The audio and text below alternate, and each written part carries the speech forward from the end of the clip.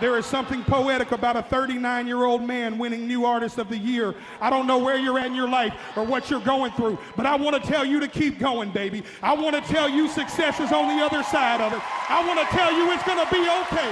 I want to tell you that the windshield is bigger than the rearview mirror for a reason, because what's in front of you is so much more important than what's behind you. Let's party, Nashville!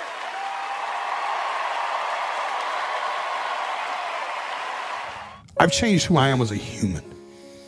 I always believe that two things I believe. Money doesn't create character, it reveals it. Same thing I believe about alcohol. Alcohol doesn't create character, it reveals character. You know what I mean? Yeah. When I was a bad human, I drank a lot and became a worse human.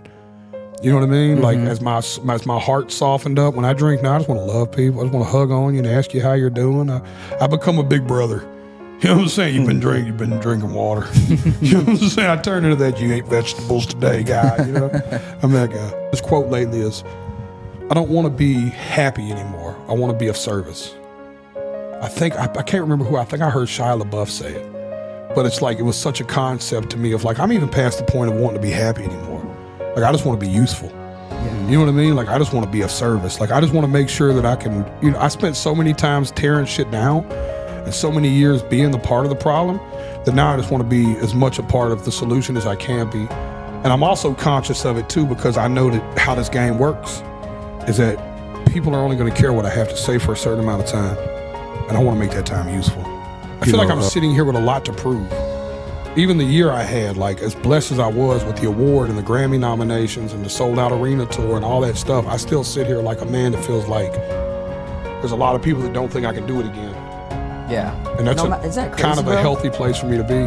No matter what, you're always going to have people fucking doubting you and trying to take you down no matter what you accomplish. Yeah, change your whole life and do it, man. Somebody, the quote I live by though is they said they could watch Jesus walk on water today and they'd say it's because he can't swim. You know? Yeah. You know what I mean? I took a practice going into 23 that I'm going to carry through 24 was presence. Because I found myself having these mega moments and not in them. Because I was thinking about the next mega moment and I was like, or my phone, and I was like, I'm detaching. Like when I walk into stuff now, I'm there. Whatever 100%. I'm doing, that's all that matters. I'm 100% in that particular moment. Not thinking like next. I just was always a dreamer. I just always believed that music was like my only real choice, like my only true chance I had to make it in life was going to be through music, and I put all my cards on that. Did anybody actually believe in you the entire process? Man, my father and my mother. My father really did, man. The story I tell is I would go sit down with him at this bar called the Tin Roofs on Montgomery Street. It's a hell of a party bar. Still to this day. You probably have. We've Tin been Roofs, to Tin Roof, yeah. It's the spot. My dad went there every day. He was like the bar father. You know what I mean? Like he would hang out in this booth and all the people that worked there would come holler at him and stuff. And I went to go see him one day. And man, I was probably, I'm going to say, no bullshit, I'm going to say right around your age now. I'm going to say 29.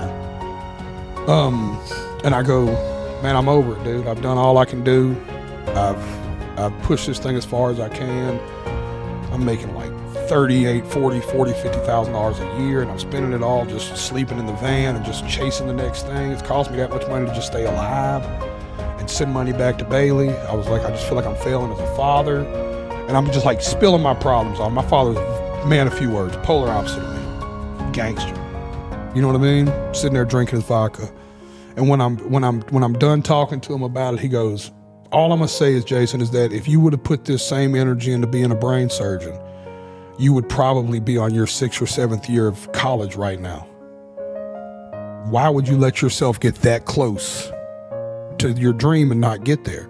And in his mind, he didn't know nothing about the entertainment business. He just looked at it like, there's no way you're working as hard as I'm watching you work. Yeah. And this thing doesn't pay off. If you'd have worked this hard at Vanderbilt University, you'd be finna get a doctor's degree in the next 2 years. Why would you jump off now? And that was the way he paralleled it to me, because he was like, that dude at Vanderbilt's not making no money neither. Mm-hmm. But he's 2 years away from having a doctor's degree.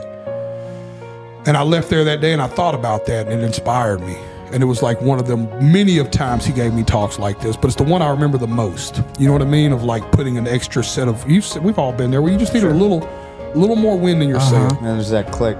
Just a little more. You just needed somebody just to let you know that, man, what you're doing is funny, Celine. Fuck everybody. It's gonna work. It don't matter what scale it's working now. I promise you, you're funny. Your pranks are really good. You know what I'm saying? You feel me? It's like that happened to you at some point, I'm sure too, right? That somebody came in and was like, yo, that shit's actually like, it could work. That was always my father. And I came here because Craig Morgan had this song called Almost Home. And I would listen to it in my jail cell. And the song was about a homeless man that was sleeping in the snow. And they were going to wake him up. And they thought that the old man was dead. And they shook him and he said, dude, I was coming around the yard. I was smelling mama's sweet tea. I was having the best day ever before you woke me up, you know? And me and my cellmates used to compare that to jail. You know, like in this horrible circumstance, but kind of mentally, you know, you could always almost home. So I came home and here I am with an ankle bracelet. And here I am Googling on the computer back then, Craig Morgan concert, Grand Ole Opry. I get tickets, spend my last little bit of money or whatever I had. I go sit down and I'm watching Craig Morgan and I'm like, I didn't realize, I'd forgotten the structure that he would only sing 3 or 4 songs, you know? And he sang 2 songs and I realized, oh no, he's not gonna sing it. And then he sang it and I just cried. I almost cried talking about it. And I just remember thinking, man, that's what I want to do. I always knew that the music was my only chance because I knew the way the people in the community responded to it, that it could be big. But I was so focused on not being broke that I never would take the chance to risk losing all of that for this, was my problem. But that's probably, I've never said this to nobody because it's hard to admit that, but I had to really internalize the struggle of like, you're letting go of for sure money. Risky money, could get killed money, could go to prison for life money, but consistent money. To say I'm gonna go live in a van and chase this dream for 10 years. Like how much more true does it get than sitting inside of an old Baptist church I got baptized in 20-something years ago, have since done nothing but go to prison, do a bunch of people wrong, make a lot of mistakes in life, turn it around, go on to be a fucking multi-millionaire, help as many people as I possibly can. It's the fucking wildest story ever to me. What was the best about those days? Because that when you're like doing those $50 shows. Oh, dude, the freedom. Yeah. Yeah, because y'all know this, because y'all seen it too, is that we're blessed that, you know, I never wanted money, I just wanted freedom. And then you get to a point where you become so successful, you actually give up a little bit of your freedom in exchange for your success, because your schedule is, you know, now, you're now a slave to your calendar. But back then it was true freedom. You did know say what I mean? chase the cool and not the money, right? I seen a quote that you said. When did you start like saying that quote? Oh, dude, chase the cool, not the money. Always. Man, I've always believed that you just look for like, even back then, we were just looking for the coolest tour. It didn't matter if it was 300 people. It's like, dude, you got a chance to go out with the Insane Clown Posse or Twisted. I'm like, we're in. It more, right? Yeah, you're like, I'm in. That sounds cool. You know what I mean? Like, I remember being a kid in the back seat of the car with my brothers. I had 3 older brothers and an older sister, and all we did was ride around and listen to the radio. And we sung every single word. I never would have dreamed I would be one of the voices coming through your radio, and to be the best new country artist to represent country music and the best new pop artist. You don't know what this means to a kid like me. I was thinking about it. What does it mean when a guy like me has the opportunity to be the new pop artist of the year at iHeartRadio's award? It means that God will always use the least likely messenger with the biggest message every single time. You can take it to the bank, baby. I love you, Jesus. that's what this dream always signified to me. It was never really about the money. It was just about like the fact that I'm here, I'm connecting with people, I'm serving a purpose, I'm helping people, and I'm not risking my freedom today. How does it hit you when you walk out to a stadium with fucking 25, 30,000 people now? I cry. Every night, on stage, every night. Like, I cry all the time. I mean, I cry like a bitch, like a lot. But I try to explain it to people, it's where I'm from. Like, when you really actually come from that far down and fight those kind of addictions in life and carry this kind of fucking weight on me and you go through all that stuff and in and out of jail and nobody, dude, listen. If there was what do they call them things? Least likely or most likely in school? What do they call them? They have a word most for likely it. too. Like most likely to run for president. Yeah, or some shit. but like I would have least likely to succeed by every merit of everybody who ever knew me ever. In every Probably by category. yourself at that point, right? Yeah, you know what I mean? Like so when you do that and you go on to do this, and then the music I make is helping people, Kyle. It's helping people. It's like it's touching people, Steiny. It's like it's not just something they're banging on the way to the club. This is like introspective, like they're playing me at funerals.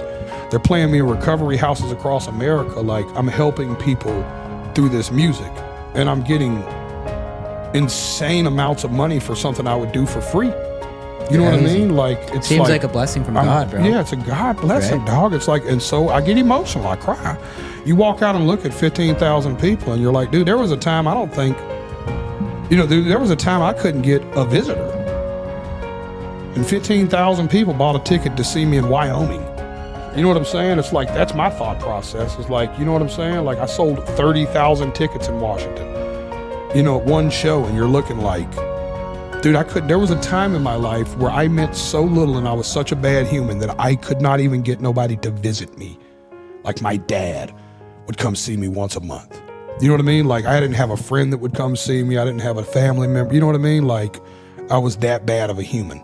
You know what I'm saying? That outside of my family, like cousins and stuff. Because all those emotions like that, that's what comes out when you see 30,000 people, like all those memories and Yeah. stuff. But Cal, if I win, That's dope. man, That's sauce. can we daydream for a second? Can you imagine if my story ends up being that the year of my 40th birthday, I won New Artist of the Year. I won a fucking Grammy for the new artist. I'll be the second oldest one to ever win it.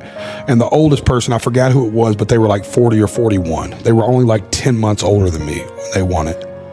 So like, it would just, I don't know. I think it's a Cinderella story to a degree. You know what I mean? It's obviously, I'm cheering for myself a little bit. You know what I'm saying? I'd love to win one, but I could tell you this, boy, I'm going to cry. Yeah. Like a baby. I mean, There is something poetic about a 39-year-old man winning New Artist of the Year.